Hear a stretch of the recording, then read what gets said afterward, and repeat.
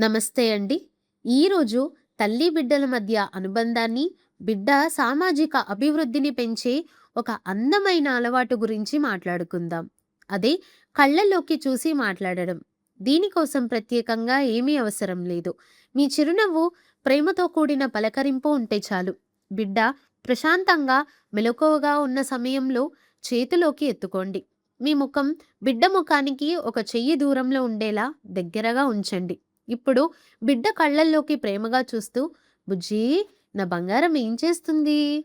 అని మెల్లగా మాట్లాడండి.